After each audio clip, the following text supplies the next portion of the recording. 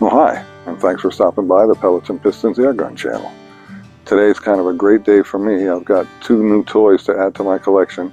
Now these aren't brand new guns, but these are new to me. I just picked them up. A friend of mine gave me a call out of the blue, and he offered me a deal I couldn't refuse. It didn't take much convincing. Before he had given me any details, I was already eager to purchase them because I've always lusted after the BSA Air Sporter Stutzen. It's a full-length stock with a rosewood tip. It's just an elegant rifle, and I've always wanted one, and now I own two of them. And I wasn't even looking for them. So if you can't ask for a better deal than that. So at any rate, today I'm not going to get into real specifics because I don't know a lot of specifics about these guns yet. I've got a lot to learn. My friend is a wealth of knowledge on these, so I'm going to lean on him quite a bit. But when I do the video, I'll give you some more detailed information on each gun, so forth, how they came about, and just some various specifications on the guns themselves. So it should be a good time. But today I just want to give you a quick look because I'm really excited. And so I'm going to show you the first one right now. It's the BSA Air Sporter Stutzen, and it is the RB2 version. And by RB, I believe what they're referring to is the Rotary Breach. RB, Rotary Breach. And that you slide the breech to the left to load a pellet, and then slide it back to the right to close it and ready it for firing. There's a little trough that actually, well, you know what? I'll show you what the little trough looks like. Hang on one second. Okay, so for those of you who've never seen a rotary breach, which included me up until I made this purchase, it's a very simple operation. Once the gun is cocked, this will move for you. Before the gun is cocked, you won't be able to move this, and that's because there's a lot of force with the mainspring holding up against it, trying to keep you in focus here.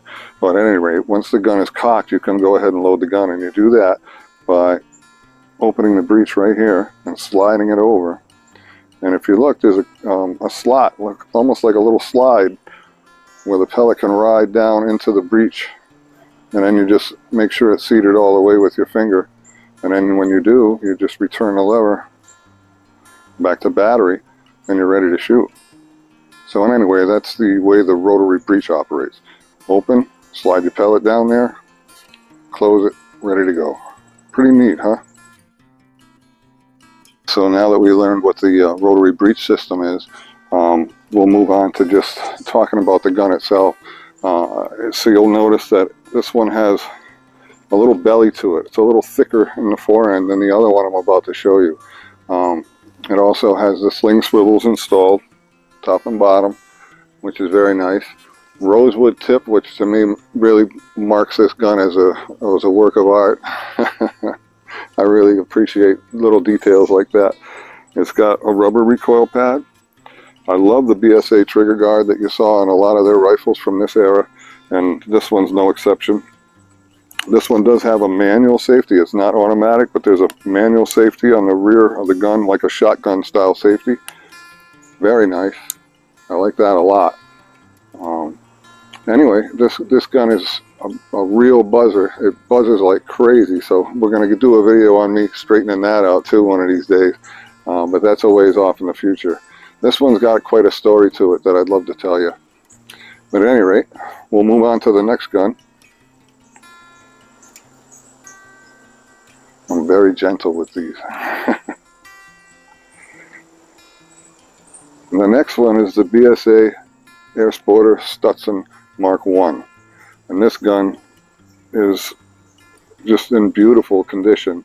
It's absolutely gorgeous as far as I'm concerned. This rifle right here is a gun that I've lusted after for my entire adult life since I was in my late teens. But what makes these guns really pretty is the concealable underlever, the concealed, underlever. Right here is how you cock the gun. You just put your finger in there and you pull it down on a little lever, and now you're ready to go. You can cock the gun. It's because of where the cocking lever is, where it hinges, it makes it very difficult to cock this rifle. It's not for a little kid, that's for sure. It's definitely an adult rifle, and it takes considerable cocking force to cock it. But anyway, that lever snaps right back into place, and then you're ready to load a pellet in the tap. I've showed you in previous videos how a tap works.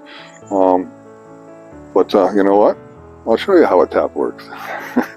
Hang on a minute. For those of you who haven't seen a loading tap before, the way it operates to load a pellet is you simply grab this little lever here and you rotate it forward, and that brings a little hole in line. I don't know if you saw that. I'll bring it back. See down in that hole how the inner hole opens up, and once you get there, you just drop your pellet in there, and once it drops in, you close it back closed and you're ready to go. That's how a rotary tap works. Okay, so now that we've gone over how a loading tap works, we can move on to other things.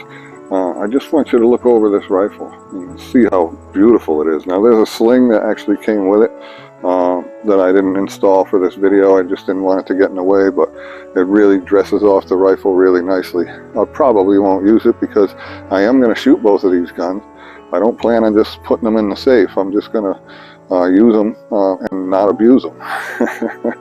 And at any rate, so the sling would get in the way if I had it on the bench for any length of time with my style of shooting. So anyway, I just wanted to show you guys these beautiful rifles and whet your appetite for videos to come where we'll tear them both down and get an idea what they look like inside. This one's got the slightest bit of buzz, and this one's got a very annoying shot cycle with a lot of vibration and a lot of buzz. So we're going to do something to this one as well. I think we're going to tone it down a little bit, but again, that's for another video. Well, I want to thank you folks so much for stopping by the Pellets and Pistons Airgun channel. If you haven't done so already, please subscribe. Hit the bell if you want to be reminded of future videos. And by all means, give me a thumbs up if you enjoyed this one. Thanks so much, folks. Have a great day.